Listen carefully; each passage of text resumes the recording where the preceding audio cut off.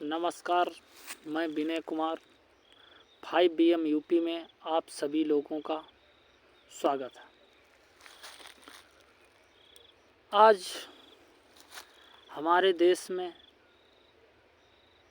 RSS प्रमुख मोहन भागवत जी ने एक बात कही, अच्छी बात कही कि जाति व्यवस्था ब्राह्मणों ने बनाई। तो इस बात को मैं मानता हूँ कि बनाई है। जो कुछ किया उन लोगों ने किया। हमारे देश में जाति व्यवस्था, वर्ण व्यवस्था वेदों में, पुराणों में, किसी चीज़ में है, लेकिन किसी भी किताब को लिखने वाला कोई व्यक्ति होता है, किसी भी धर्म का, ना कि किताब को भगवान लिखने वाले होते हैं। और जो व्यक्ति आर्थिक रूप से कमज़ोर होता है उसे आप गलत नज़र से या कमज़ोर नज़र से या उसका सम्मान नहीं करते हैं, इसलिए वो छुआछूत या कई कैटेगरी में लोग बढ़ते गए। और आज भी अगर मोहन भागवत जी या बीजेपी RSS सभी को सम्मान दिलाना चाहती है तो लोगों में जनगणना कराना जरूरी और सबको समुचित न्याय से सबका अधिकार दे दो। जो नौकरियां भर्तियां निकलेंगी खास वर्ग ले जाएगा और आप संशोधन करके उन लोगों को नौकरियां भी दे देंगे पूरी की पूरी। तो ये जाति व्यवस्था ख़त्म कैसे होगी?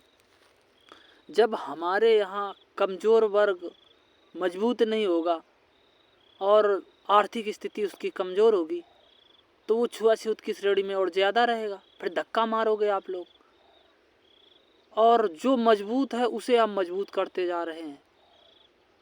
तो जाति व्यवस्था ख़त्म कैसे होगी?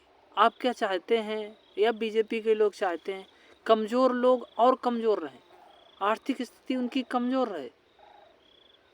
कोई भी किताब बनी हो, वर्ण व्यवस्था बनी हो, मुस्लिम धर्म हो, हिंदू धर्म हो, किसी भी किताब को लिखने भगवान नहीं आते। भगवान की नज़र में छोटा बड़ा नहीं है, ये तो बात सही है। लेकिन अब हमारे यहाँ प्रत्येक व्यक्ति को समान अधिकार तो दिलाएं आप। आप तो सबका सम्मान की बात करते थे, अब कहाँ सम्मान रह रहा है?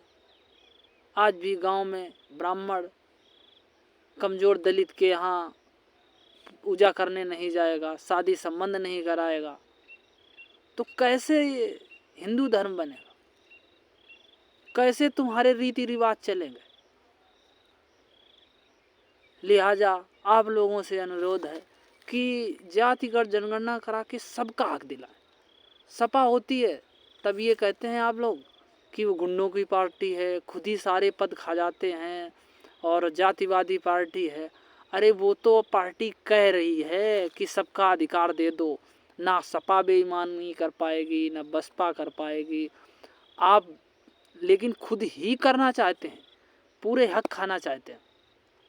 और जाति व्यवस्था जब ही ख़त्म हो सकती है जब छोटे लोग या छोटी जातियां आर्थिक तौर पे मजबूत हों। विधायक किसी जाति का हो, पंडित जी भी पैर छुएंगे, सभी छुएंगे, क्योंकि उसके पास पैसा है, वो मजबूत हो जाता। तो आप लोगों से अनुरोध है, अगर चाहते हैं जाति व्यवस्था ख़त्म हो या सभी सामान्य तौर से जिएं तो उनकी आर्थिक स्थिति मजबूत करो। आप तो कमज़ोर कर रहे हैं। भारत का पैसा कुछ गिने चुने लोगों को दे के भगा देते हैं और हमको हिंदू मुस्लिम फलाना दिखाना, क्या जाति से, क्या धर्म से? इंसानियत धर्म होना चाहिए। और हमारे देश का अब तो धर्म संविधान है। उस समय जो आया उसने अपने हिसाब से किताबें लिखी, वही धर्म बन गए। अरे प्रत्येक प्रकृति के द्वारा प्रत्येक चीज़ बनाई गई, समान और समान अधिकार है उसका।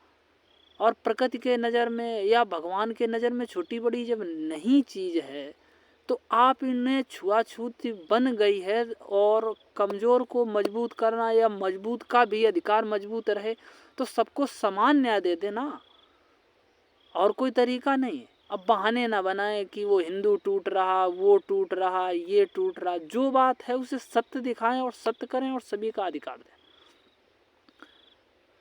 किसी बात को छिपाया जाता है। जिस जाति का भी व्यक्ति लिखेगा, जिस समाज का व्यक्ति लिखेगा, ये बात क्लियर है, वो उसको बढ़ा चढ़ा के ही लिखेगा। अगर हम किताब लिखें तो कई हम अपने आप को बढ़ा चढ़ा के लिखेंगे, अपने समाज को बढ़ा चढ़ा के लिखेंगे।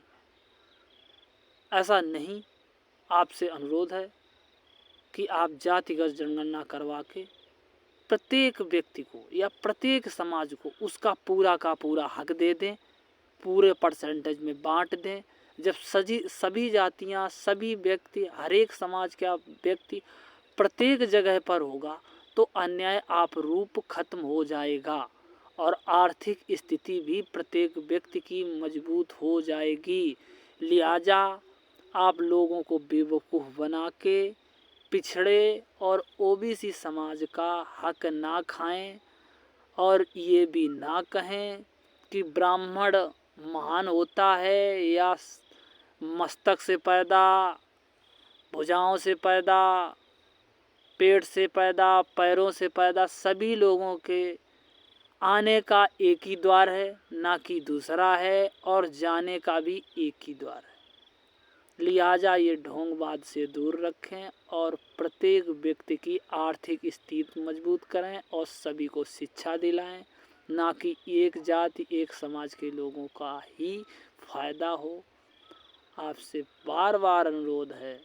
इसी के साथ मैं अपनी बात को विराम देता हूँ। धन्यवाद।